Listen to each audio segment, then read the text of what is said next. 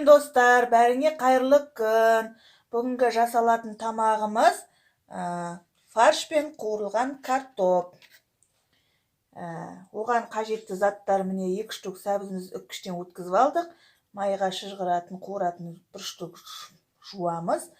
Мынау фарштардан шари жасап алдық. 200-300 грамм фаршқа алдын ала тұздалған 2 штук жуамызды осылай турап қосып, 1 шай қасықпен бұрыш қосып, және 1 штук жұмыртқамызды қосып, осылай шарик барлығын жақсылап араластырып, осылай шариктер жасап алдық.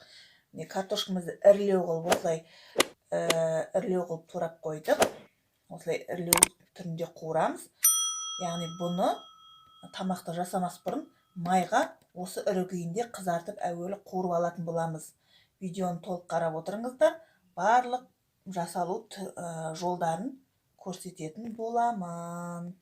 Неке достар, майымызды осылай қыздырып қойып, осындай көлемде май құйып алып, картопымызды салып қуырып алатын боламыз. Неке достар, қазанға майға осылай салып қуырған картошкамызды осылай сүзіп алып қойдық. Қазір тамағымызға қайтадан салып пісіретін боламыз. Бұны майға қуырып алдық. Майға қуырылған картопымызды сүзіп алып, тамағымызды ары қарай жалғастыра береміз. Мынау картошка қуырылғасын майымыздың осындай болып тұр. Енді еш нәрсе қалмайды, өзі ары қарай тамағымызды жалғастыра береміз. Майымызды молдау қылып қуырдық қой бағана картопты. Шамалысын қиып алдық. Осындай көлемде қалдырып, тамаққа жуамызды шыжғырып, қуырып, жуамыз турап, үстіне үккіштен өткен сәбізімізді салып,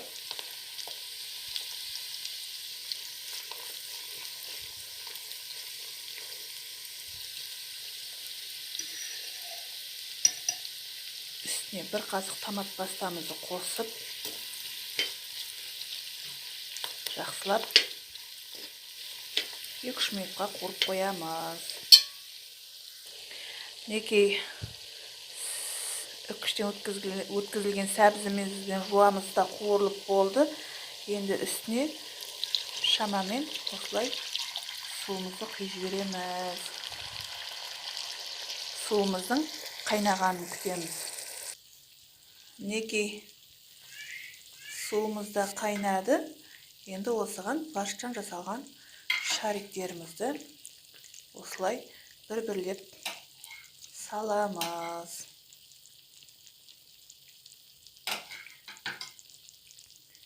Рет-ретімен барлығын салып шығамыз. Міне осылай толық салып шықтық. Бұға фарш пен картоп, яғни суды онша қажет етпейді. Су осылай ғана болса жеткілікті. Фарш жуа қосылғандықтан тез піседі. Сондықтан бұны 10 минут қайнатып аламыз. 10 минут қайнатқаннан кейін үстіне картопын салып, тағы 10 минут қойып пісіріп алатын боламыз.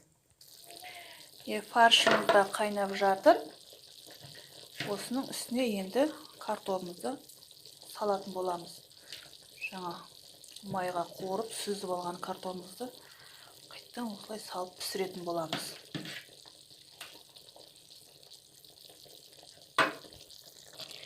Неке осылай орналастырып, жақсылап салып алдық.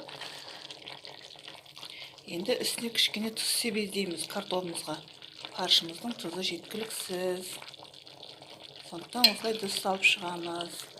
Неке тамағымызда пісуге жақын, осылай дым араластырмай пісіреміз ыдысымызға. Сосын рет-ретімен салатын боламыз.